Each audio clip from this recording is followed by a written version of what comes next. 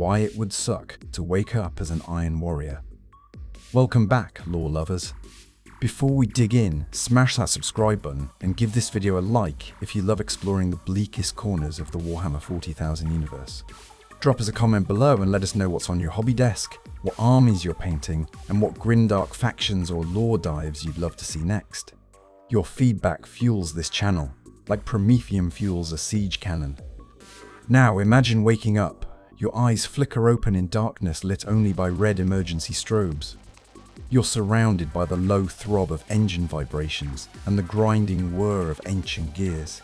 You try to move, but something heavy pins you down, a mass of ceramite and adamantium that feels welded to your flesh. Hydraulic systems hiss as you haul yourself upright. As you stand, you feel your spine crack under the weight of your armor. You look down and realize that your body is 8 feet tall, carved from slabs of dense muscle and reinforced bone. Your skin is pale as steel. Your veins trace circuit board patterns beneath the surface. Your arms end in gauntlets big enough to crush a man's skull in one hand. You raise your head, and you hear it, the constant thud of distant artillery, the sharp snap of bolter fire echoing through metal corridors, a distant scream, quickly silenced. And above it all, an inner voice whispers a single, bitter truth. You are an Iron Warriors Space Marine, and your entire existence is war. Welcome to hell. But before we get into why waking up as an Iron Warrior would suck, let's roll back the clock. Because the story of the IV, Legion, is one of the grimmest, most tragic tales in the entire Warhammer 40,000 setting. And to understand why your new life is pure misery, you need to know how it all began. Let's talk about the origins and history of the Iron Warriors, the IV. Legion was forged in the earliest days of the Emperor's Great Crusade. When the Emperor created the Space Marine Legions, he intended each to embody certain aspects of warfare and empire. The Iron Warriors were designed as the masters of siegecraft, fortification, and attritional warfare. Even before they found their Primarch, the Iron Warriors had a reputation for being methodical, efficient, and relentless. They were the Emperor's go-to solution whenever a fortress refused to yield. Other legions would batter at walls in frustration. The Iron Warriors would simply measure the walls, calculate the precise amount of firepower required, and reduce them to rubble, no matter how long it took, no matter how many casualties it cost. But even in those early days, there was something missing. Unlike other legions who took pride in their heritage, the Iron Warriors were cold. Their victories were not celebrated. Their warriors were not hailed as heroes. They did their duty, collected their casualties, and moved on to the next siege. The IV. Legion was like a machine, efficient but unloved. Then came Perturabo. Discovered on the iron-grey world of Olympia, Perturabo was a genius beyond mortal comprehension. Even among the Primarchs, beings engineered to be superhuman, Perturabo's intellect stood out. He could glance at a fortress wall and instantly see every flaw, every angle of attack, every structural weakness. He understood mathematics and physics as effortlessly as breathing. As a child on Olympia, Perturabo built intricate machines. He constructed devices so advanced that even the techno-philosophers of his world were left in stunned awe. Yet his brilliance was matched by a cold, brooding temperament. He saw inefficiency and foolishness everywhere he looked, and grew increasingly disgusted by the world's imperfections. When the Emperor came to Olympia and revealed himself as Perturabo's father, the Primarch felt a spark of hope. Here, at last, was someone worthy of his loyalty. Someone who understood the burden of genius and perfection. Perturabo joined the Great Crusade and took command of the IV, Legion. For a time, it seemed a perfect union. Under Perturabo's leadership, the Iron Warriors became unstoppable. They crushed enemy fortresses with mathematical precision. Their engineers constructed magnificent siege engines, artillery batteries, and trench systems.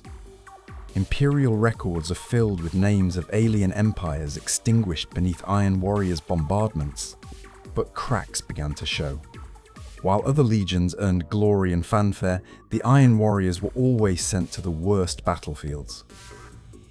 The grind, the impossible sieges, the bloodiest attritional conflicts.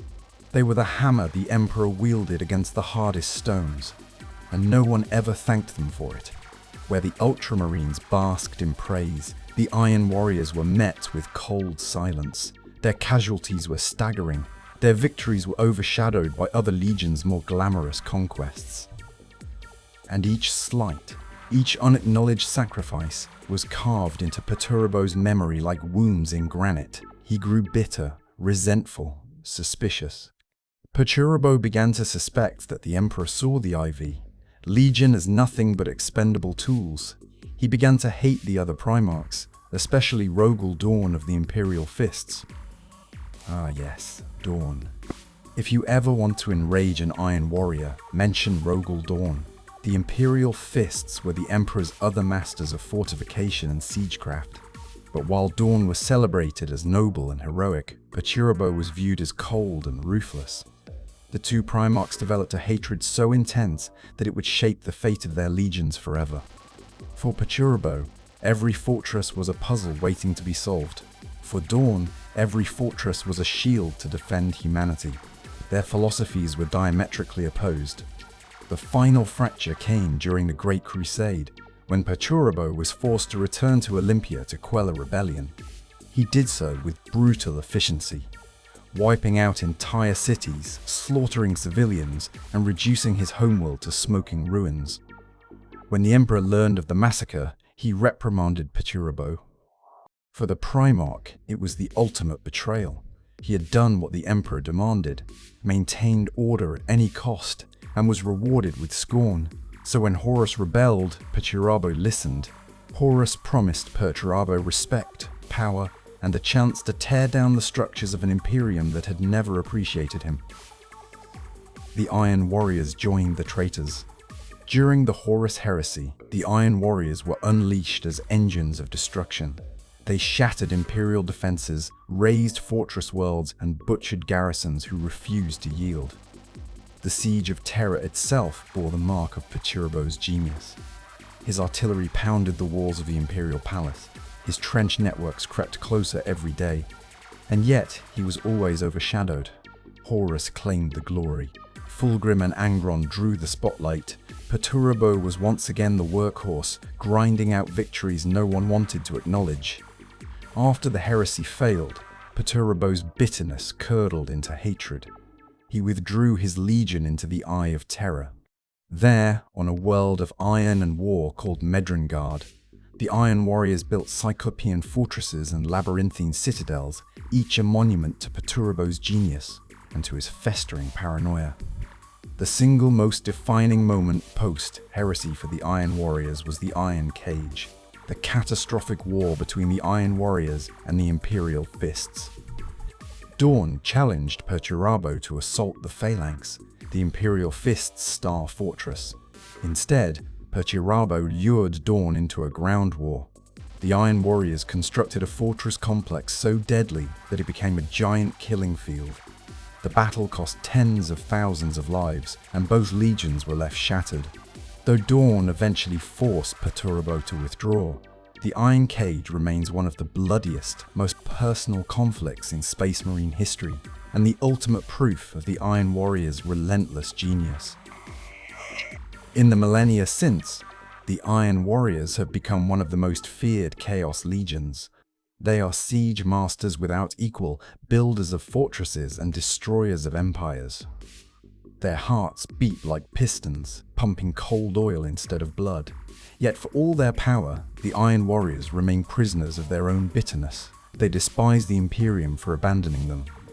They despise the other Chaos Legions for their reckless devotion to the gods.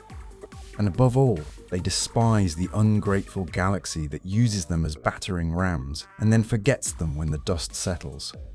And that, dear viewer, is the twisted history that shapes why waking up as an Iron Warrior would be a fate worse than death. Because now that you know where they came from, we can start talking about what it's like to live inside the shell of an Iron Warrior. So let's talk about the body you've just woken up in. Because waking up as an Iron Warrior isn't just waking up as any Space Marine. No, your body is a living monument to relentless war, and it comes with a price. First off, let's remember the baseline. Space Marines are monstrous superhumans. Your height? About 8 feet tall, though it varies depending on augmentations in your Legion's quirks. Your weight? Easily 700 pounds in armor, maybe more. Your skeleton is reinforced with ceramite.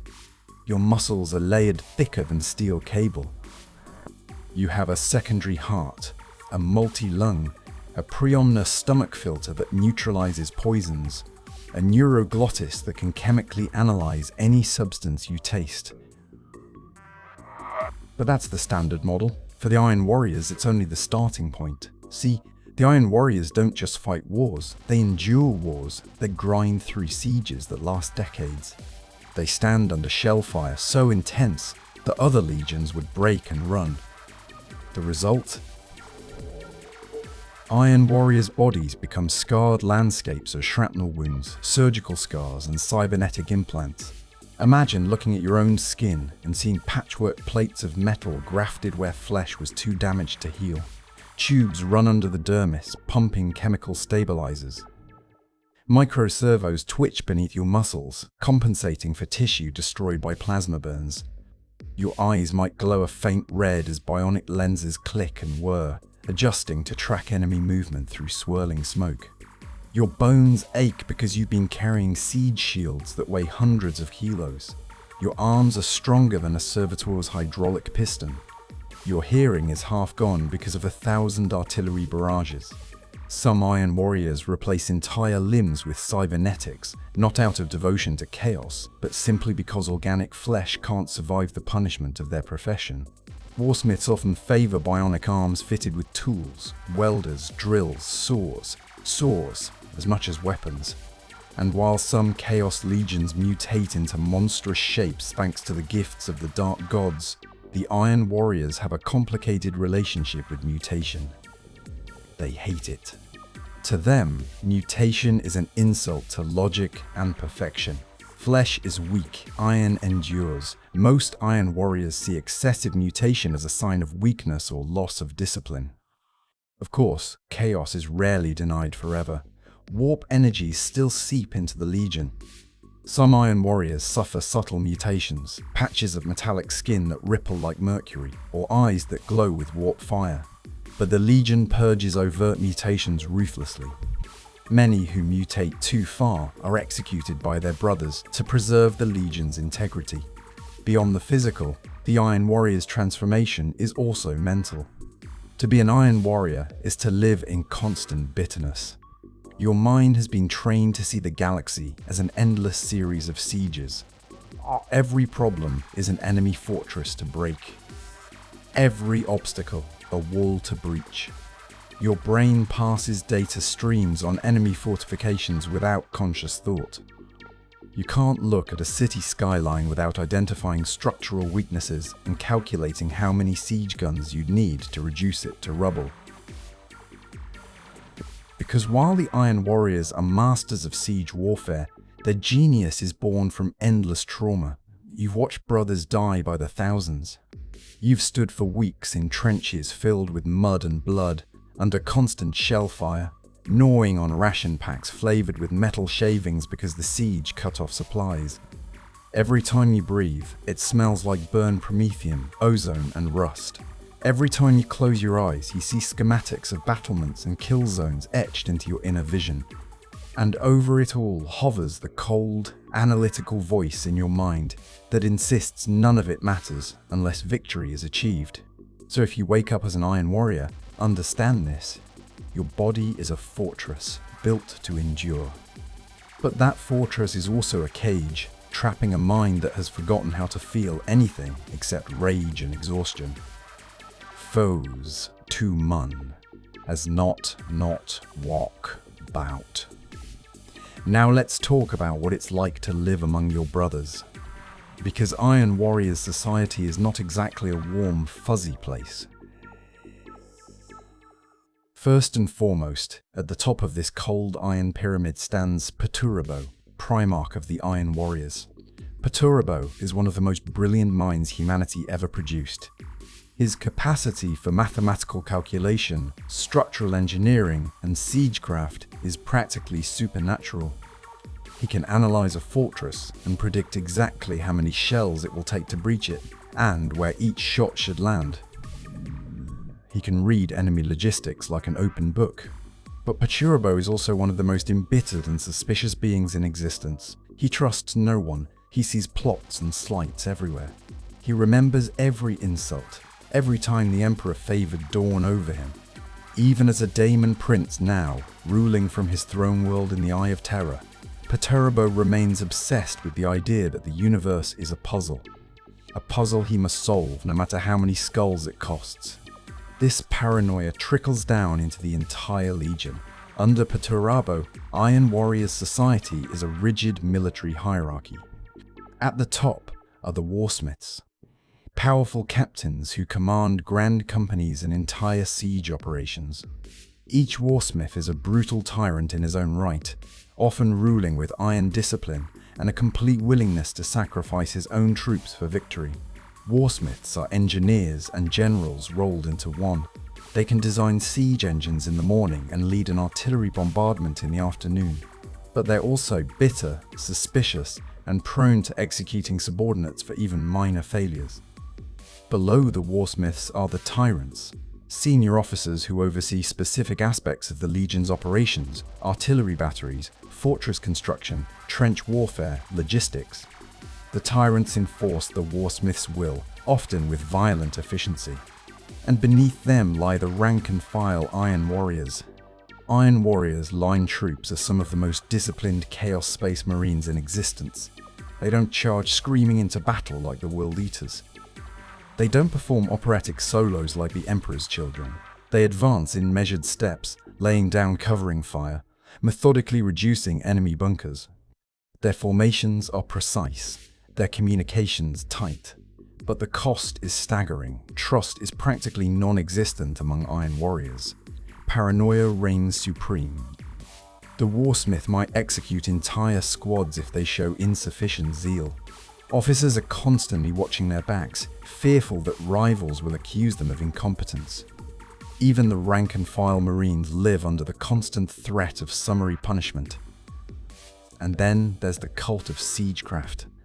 For the Iron Warriors, engineering and destruction are not merely tools, they're a religion. To them, the perfect fortress is a sacred thing. The perfect artillery barrage is like a hymn. They build labyrinthine defenses, only to test them against their own siege engines. Some Iron Warriors spend years designing theoretical citadels, then simulating their destruction, purely for intellectual satisfaction. Imagine working tirelessly to construct a fortress city of iron and adamantium, only to immediately plan how best to level it with your own artillery. That's Iron Warrior's life in a nutshell. But this obsession creates tensions. Because while Perturabo demands perfection, the universe rarely cooperates. Materials run short, chaos forces interfere, slaves rebel. And every tiny imperfection drives the Iron Warriors deeper into rage. And woe to anyone who's seen as the cause of failure. If a siege goes badly, the Iron Warriors are quick to turn on their own. Purges are common. Warsmiths might execute subordinate officers for incompetence, real or imagined. Sometimes entire companies are reorganized, exterminated to make an example. As a result, camaraderie among Iron Warriors is almost non-existent. They fight together because they must, not because they love or respect each other. And while other legions occasionally show signs of brotherhood or shared loyalty, the Iron Warriors remain emotionally distant. Even off the battlefield, their conversations revolve around fortifications, gun calibers, ammunition shortages, or the projected lifespan of a fortress under siege. No feast halls, no shared tales of heroism, just cold calculations and simmering resentment. And then there's the relationship with chaos. Unlike the Word-Bearers or Emperor's Children, the Iron Warriors never fully embraced the worship of the Dark Gods. Perturabo and his sons view chaos as a tool, a means to an end. They take daemon engines and warp-forged artillery, but they do it begrudgingly. Many Iron Warriors consider mutation and daemonic possession to be shameful weaknesses, but the warp has its price. Over millennia, the Iron Warriors have been twisted despite themselves. Warp corruption seeps into their machines, their fortresses, even their flesh. Some Iron Warriors slowly become more daemon than man, and each time it happens, the Legion becomes even more embittered. If you wake up as an Iron Warrior, understand this. You live in a society where trust is weakness, loyalty is conditional, and failure is punishable by execution. Your every breath is measured against the standards of a Primarch who believes the entire galaxy is out to betray him. And even your victories feel hollow, because no fortress you build can withstand the fortress inside your own mind. So let's talk about the toys. Because if there's one thing the Iron Warriors excel at, besides bitterness, it's building machines of pure destruction. If you wake up as an Iron Warrior Space Marine, one of the first things you'll notice is the sheer weight of your armory. Not just the literal weight, though Emperor knows your siege gear weighs a ton, but the mental weight of knowing you are surrounded by enough firepower to turn entire continents into gravel. Let's start with the most iconic symbol of the Iron Warriors, artillery. The Iron Warriors don't fight wars in swirling melees, they wage war like an equation. They calculate exactly how many shells it will take to flatten an enemy city, and then they fire every single one. Basilisks, Medusas, whirlwinds, earthshakers, they love them all. But that's just the basic kit. The Iron Warriors have taken artillery to heights no lawyer this chapter would dare attempt. Imagine tanks so massive they require orbital drops to deploy. Siege titans with cannons the size of cathedral towers. Orbital macro batteries capable of bombarding a planet's crust until magma bursts forth like blood from a wound. For the Iron Warriors, overkill isn't a flaw, it's doctrine. But the true artistry of the Iron Warriors lies in siegecraft. They don't just break fortresses, they design them. They build citadels so perfect that even the Imperial fists would grudgingly nod in approval. Then they test those fortresses by attempting to crack them open themselves. It's not enough to build walls. The Iron Warriors want kill boxes, murder holes, hidden bulkheads, retractable gun turrets, traps laced with explosives, fields of interlocking fire, whole sections designed to collapse and entomb invaders under tons of adamantium. And once they know a fortress can withstand everything, they blow it up anyway, just to prove they can. Iron Warriors warfare is a precise dance of trench warfare, demolition charges, bunkers, and methodical advances. They don't get caught up in the bloodlust like the World Eaters. They don't bother with chaos sorcery unless it's absolutely necessary. They prefer overwhelming firepower and cold calculation, but that doesn't mean they're above some terrifying chaos toys. One of their most dreaded weapons is the Obliterator virus. The Iron Warriors were early adopters of this horrifying technology. The Obliterator virus infects a Space Marine's body, fusing flesh and machine into a single entity capable of manifesting any weapon its host imagines. Plasma guns erupt from forearms. Missile launchers sprout from shoulders. The downside? The host loses any semblance of humanity, becoming a hulking, ever-shifting monster. To the Iron Warriors, obliterators are a necessary evil. A biological siege weapon. Some Iron Warriors volunteer for this transformation, seeking ultimate destructive power. Others are forcibly infected because they're deemed too damaged or unstable to remain as regular Marines. Then there's the daemon engines. The Iron Warriors have a love-hate relationship with daemon machines. On one hand, they appreciate the raw power. A defiler crawling forward on spider legs, pounding fortifications with battle cannons, is undeniably useful. But on the other hand, it's daemonic, it's unpredictable. It might suddenly turn around and eat the nearest Iron Warrior because the warp decided it would be funny. And Iron Warriors hate things that are unpredictable. Despite their cynicism, necessity has driven them deeper into Chaos's arsenal over the millennia. Warp-infused shells, daemon shells capable of phasing through solid walls, possessed vehicles that howl in rage as they charge enemy lines. These tools are sometimes the only way to crack a truly stubborn fortress. Even Iron Warriors' armor reflects their siege obsession. Their iconic color scheme is cold grey, trimmed with hazard stripe yellow and black, a constant warning to anyone in their path. Their helms often bear optics designed for precise targeting. Many Iron Warriors weld additional plating onto their armor, sacrificing mobility for sheer resilience. Some bear the scars of previous battles, cracks fused shut with molten adamantium, shrapnel scars turned into grim trophies. Others integrate mechanical limbs, servo clamps, or hydraulic pistons to wield heavy siege equipment. Iron Warriors' bolters are meticulously maintained, not for aesthetics, but because they can't afford weapon jams mid-siege. Chainswords are rugged and practical, built to chew through bulkheads as easily as flesh. Their plasma guns are customized for sustained fire rather than flashy single shots. It's worth noting what Iron Warriors don't have: flamboyant war gear. You'll rarely see gilded scrollwork, screaming faces, or warp flames flickering along their weapons. They view such flourishes as unnecessary distractions. They'd rather build a gun that works perfectly every time. And if you wake up as an Iron Warrior, expect to spend your days either building fortresses or tearing them down, sometimes both at once, because for the Iron Warriors, war is not just slaughter. It's a puzzle, and they'll solve it even if it takes centuries and a mountain of corpses. 2 is any. Mayan, Butty, I felt.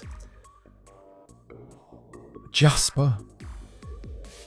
But let's talk about the deeper part of Iron Warriors' life, their religion and philosophy. Because here's the thing. Iron Warriors are Chaos Marines who don't really believe in chaos, not the way others do. Unlike the Word-Bearers, who chant litanies to dark gods, the Iron Warriors don't pray to the warp, they don't sing hymns to Khorne, they don't perform orgiastic rituals for Slaanesh. To them, chaos is just another tool. Perturabo himself was one of the least mystical Primarchs ever created. He viewed the warp as an unfortunate necessity. Sure, it gave him power, but it was also unpredictable, dangerous, and irrational. And Perturabo hated anything irrational. His sons inherited this mindset. The average Iron Warrior doesn't kneel before chaos altars. He doesn't seek visions from daemons. He doesn't crave mutation. In fact, many Iron Warriors loathe the changes chaos brings. Warpfire, flesh twisting into tentacles, possessed machines that whisper secrets. To an Iron Warrior, it's all sloppy and inefficient. They revere logic, mathematics, engineering. Their faith is in fortifications, artillery, and calculated violence. An Iron Warrior believes a fortress's strength can be measured in meters of adamantium, the range of its guns, the redundancy of its supply lines. Yet for all their pragmatism, they're not free from chaos's grip. The warp is not so easily ignored. Over millennia, the Iron Warriors have slipped deeper into the Eye of Terror. The warp saturates their fortresses, taints their machines, and whispers in their ears. Whether they admit it or not, they are as bound to chaos as any other traitor legion. Some Iron Warriors have become full-blown daemon princes, merging their genius with warp power. Others have given in to worship, not because they want to, but because the warp will not leave them alone. There's also an element of fatalism in Iron Warriors' philosophy. They believe the galaxy is broken, that betrayal is inevitable, and that loyalty leads only to suffering. After the Horus heresy, they abandoned any illusions of hope. They build their citadels not as sanctuaries, but as testaments to how the universe will inevitably try to destroy them. An Iron Warrior might sneer at the Word-Bearer's prayers, but he'll still fortify his walls with daemonic runes because it works. He doesn't have to believe, he just needs results. This makes them unique among Chaos Space Marines. The Night Lords sow terror for its own sake. The World Eaters worship bloodshed. The Emperor's children crave sensation. But the Iron Warriors fight because they are compelled to. Because it's the only thing left that gives their existence meaning. And that's the real tragedy. Because deep down, many Iron Warriors know they're stuck in a loop. Siege after siege, fortress after fortress, no victory ever feels enough. No fortress is ever truly unbreachable. And chaos keeps sinking its claws deeper into their ranks, no matter how hard they resist. So if you wake up as an Iron Warrior, be prepared for a life where faith is a curse word, miracles are suspect, and the only god you trust is the barrel of your siege cannon. You'll keep fighting, building, and destroying, because it's the only thing you know how to do. And in the end, all those perfect bastions you construct will just become your next target to tear down. Let's talk about enemies. Because if you wake up as an Iron Warrior, congratulations, you've basically declared war on the entire galaxy. It might seem like a no-brainer that the Iron Warriors have enemies. After all, they're Chaos Space Marines, but the sheer range and intensity of hatred directed their way is staggering, even by Traitor Legion standards. First and foremost, there's the obvious, the Imperium of Man. If there's one thing the Imperium loves, it's its fortresses. Cathedrals of adamantium, bastions bristling with turrets, entire hive cities designed like bunkers. And if there's one thing the Iron Warriors love, it's blowing those fortresses to rubble. To the Imperial High Lords, the Iron Warriors are the ultimate boogeymen. They're the nightmare whispered about in fortress command bunkers late at night, the relentless, grinding enemy that won't stop until the walls fall. Other Chaos Legions might raid and retreat. The Iron Warriors lay siege and keep coming. If you're a planetary governor and the Iron Warriors show up in orbit, your only question is how many days or hours your fortress can hold out before you're reduced to a smear on the walls. And the Imperium takes it personally. They have entire specialized doctrines for fighting Iron Warriors. They build redundant fortifications, triple-layered defenses, overlapping artillery networks, all designed to survive the relentless Iron Warriors' siegecraft. But even with all that, the Iron Warriors still win far too often. Then there's the Space Marines, particularly one chapter above all others, the Imperial Fists. If you want to understand how much the Iron Warriors and Imperial Fists hate each other, look no further than the Iron Cage. That wasn't just a battle. That was two legions clawing each other to pieces purely because their primarchs couldn't stand the sight of each other.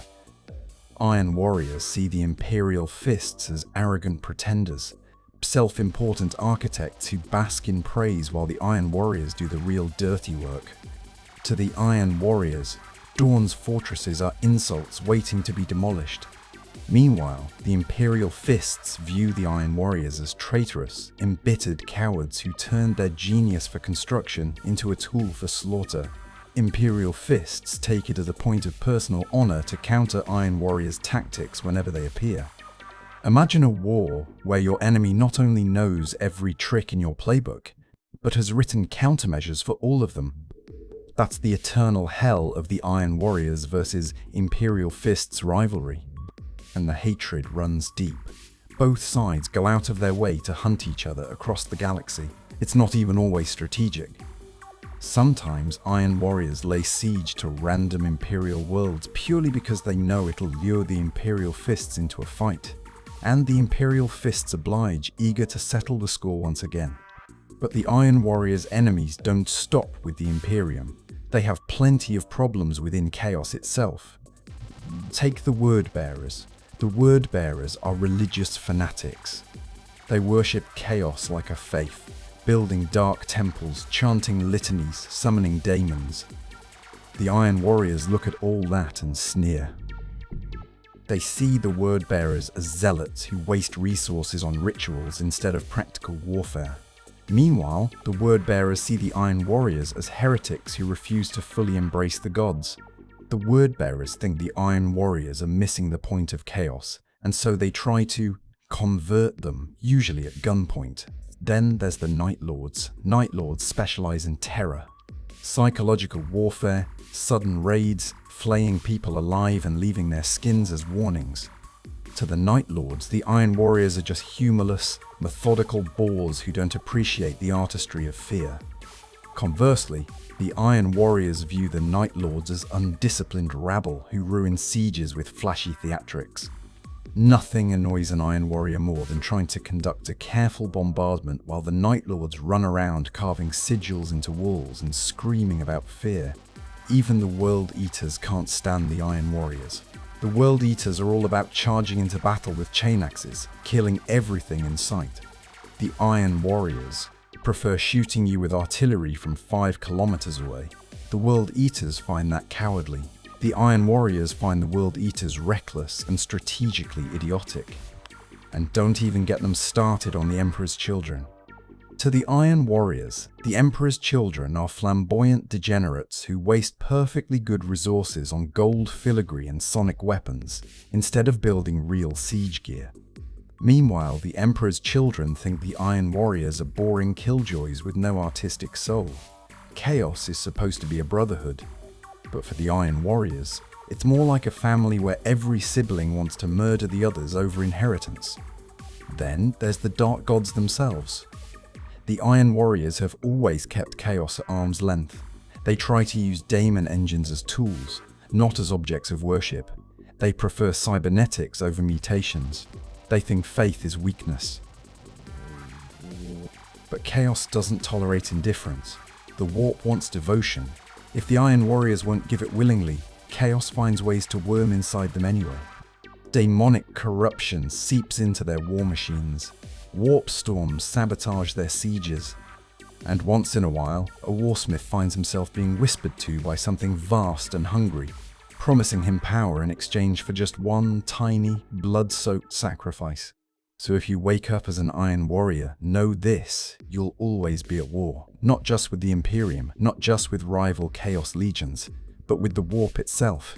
Even your own fortress walls might start whispering secrets to you, and the worst part is, they're probably telling the truth. But the worst and fifth, the number of 1 and AAD, but the worst enemy of all might be something far less dramatic. Something quiet. Something insidious, boredom, and exhaustion. You might think, how could a life of constant warfare ever be boring? But you'd be wrong, because siege warfare is endless repetition, digging trenches, pouring concrete, measuring artillery angles, calculating shell trajectories, charting enemy supply lines, over and over. Imagine spending 27 years besieging a single fortress. Not 27 days, years. It's happened. More than once. The Iron Warrior's entire existence revolves around fortresses. Either they're building them or they're tearing them down. And after centuries, it all starts to blur together. Every fortress is the same puzzle with minor variations.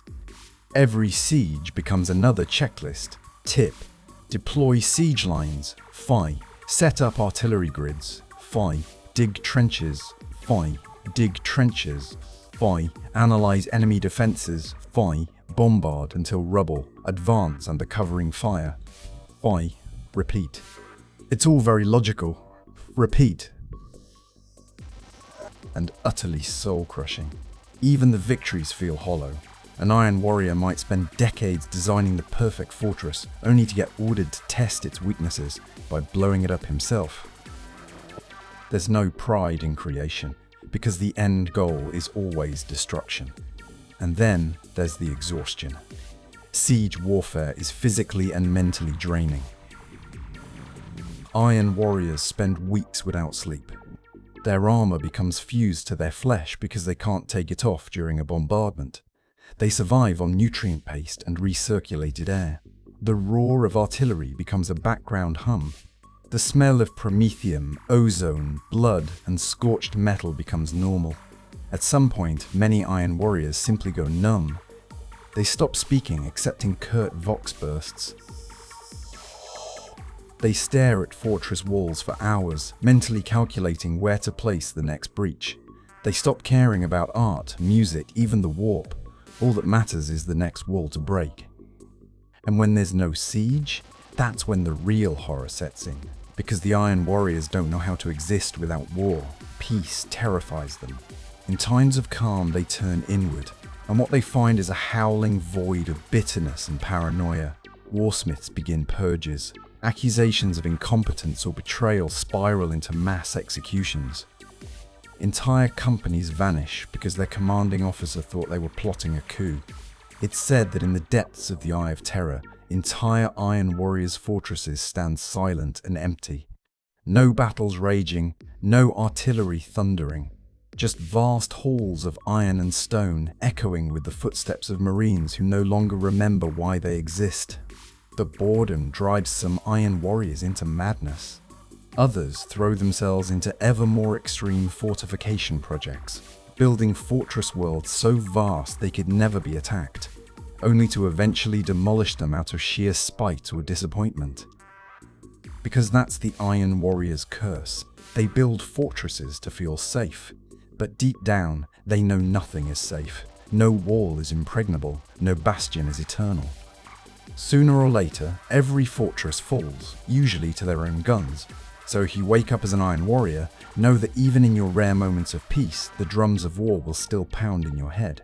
Because the siege never ends. Not on the battlefield, and definitely not in your own mind. Let's shine a spotlight on some of the big names among the Iron Warriors. Because if you wake up as an Iron Warrior, there's a good chance your nightmares will eventually involve one of these figures, either as your commander or as the guy deciding you're a liability who needs to be purged. First and foremost, Perturabo, the Lord of Iron, the Hammer of Olympia. The Primarch who never smiled except when looking at schematics of fortress walls. Perturabo is perhaps one of the most fascinating and tragic of all the Primarchs. He was born a genius. His mind could calculate ballistic arcs, structural tolerances, and tactical patterns with machine-like precision. But it came at a cost. Even as a child on Olympia, Perturabo felt isolated from everyone around him. People admired him, but they didn't love him. He was brilliant, but always alone. And he noticed. When the Emperor found him, Perturabo thought he'd finally found someone who understood him. For a while, he devoted himself utterly to the Emperor's vision. His legion became the perfect siege army. Unstoppable, relentless, precise. But praise never came. No statues were erected for the Iron Warriors. No laurel crowns were placed on Perturabo's brow. The Emperor sent him to the worst battlefields and moved on. The bitterness grew. Then came the Horus heresy. He joined Horus not out of faith in chaos, but out of pure spite. He wanted to tear down the Imperium that had used and discarded him. He wanted to prove that his genius deserved recognition. During the Siege of Terror, Perturabo masterminded the trench networks and artillery bombardments that nearly broke the Imperial Palace. Even Dawn, his eternal rival, admitted that only Perturabo could have orchestrated such a siege. After the heresy, Perturabo retreated into the Eye of Terror, where he built Medringard, a world-sized fortress of iron and rock, filled with labyrinthine citadels and grinding factories. There he brooded, plotting further wars against the galaxy. Eventually, the warp consumed him. He became a Daemon Prince, a towering figure of iron and flesh, his skin etched with shifting runes, eyes glowing like burning coals. But even as a Daemon Prince, he remains a creature of logic and rage. He wants no worship. He just wants the universe to admit he was right all along. If you wake up as an Iron Warrior, Perturabo is either your god or your executioner, or sometimes both, If there's a poster boy for Iron Warrior's tenacity, it's Warsmith Honso. He's a fascinating figure because he's a half-breed, born of a captured ultramarine gene seed experiment and raised within the Iron Warriors. Honso started as a relative, nobody in the Legion, a skilled warrior but nothing extraordinary, but he clawed his way up through sheer vicious survival. Betrayals, schemes, counter-schemes. Honso proved he was exactly the kind of brutal, paranoid leader the Iron Warriors value. He's perhaps best known for his repeated campaigns against Ultramar, the realm of the Ultramarines. During the events of the Storm of Iron, Honso led a massive siege against the fortress world, Hydra Caudatus, demonstrating textbook Iron Warriors tactics. He constructed immense trench systems, systematically neutralized orbital defenses, and finally breached the fortress's deepest vaults. It was one of the Iron Warriors' greatest victories since the heresy. Later, Hanso launched an invasion of Ultramar itself, gathering traitor forces, demonic allies, and even a splinter Tyranid biofleet to create chaos in Ultramar's heart. Though ultimately repelled, Hanso left scars that the Ultramarines still remember. Hanso is relentless, cunning, and deeply bitter about his half-breed heritage. He spent his life proving that he's Iron Warriors to the core, and woe to anyone who suggests otherwise. One of the Iron Warriors' few tragic heroes, Dantiok, was a warsmith who refused to side with Horus during the heresy. Despite being a siege master, he retained enough loyalty to the Emperor, or perhaps just enough disgust at the traitors, to fight against his own brothers.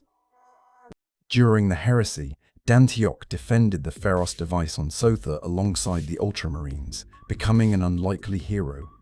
His tactical genius helped save entire sectors from ruin. But loyalty to the Imperium earned Dantiok nothing but exile. The Imperium, suspicious of all Iron Warriors, cast him aside. He spent the end of his days hiding from both sides, an exile with no home. Dantiok represents the bitter truth of the Iron Warriors, that even loyalty can lead only to ruin. Poorest and the firsts of the Moes, in thirst and the bore. We conserve. Finally, there's Keir Valen. Keir Valen was a warsmith famed for his cold brilliance and absolute dedication to siege warfare. He was known for constructing perfect fortresses, then destroying them himself to prove they could be breached. Valen was part of the attack on Hydra Caudatus and oversaw vast trenchworks in killing fields. He embodied the Iron Warriors' ruthless practicality and utter disregard for human life. To the Iron Warriors, Valen was a hero, a perfect example of Perturbo's doctrine. To the Imperium, he was a monster whose name became synonymous with unstoppable sieges. Far, nos of verse, Trey, but we changed a war of thech. These are the legends whose shadows you'll live under. Brilliant, ruthless, and often doomed men who turn the art of siege into both science and religion. They're proof that being an Iron Warrior isn't about glory. It's about enduring the endless grind of war, driven by resentment and a belief that someday, somehow, the galaxy will admit you were right. Because here's the thing that I set to the spent. That let's talk about everyday life as an Iron Warrior. Because here's the thing, the Iron Warriors don't just exist on the battlefield. They live somewhere, and that somewhere is a place even other Chaos Legions find oppressive. Imagine waking up on an Iron Warriors warship. The first thing you'd hear wouldn't be chanting cultists or wailing daemons. It would be the low rumble of engines and the distant echo of grinding gears. The walls are matte gunmetal grey. Pipes and conduits snake across every surface. Steam hisses from vent ports. Servo skulls float by, scanning everything for structural flaws. There's no art, no colour, no murals of chaos victories. Just functional architecture. Everything is built for durability and efficiency. And everything smells like oil, burnt ozone, and rust. Lighting is harsh and clinical. It flickers as the ship's reactor diverts power to weapons systems. The corridors are lined with bulkheads, each labelled with coordinates and emergency lockdown codes. And everywhere, cameras. Lenses embedded in walls, scanning every corridor. Because paranoia is the Iron Warriors' lifeblood. Even when not at war, Iron Warriors spend their days preparing.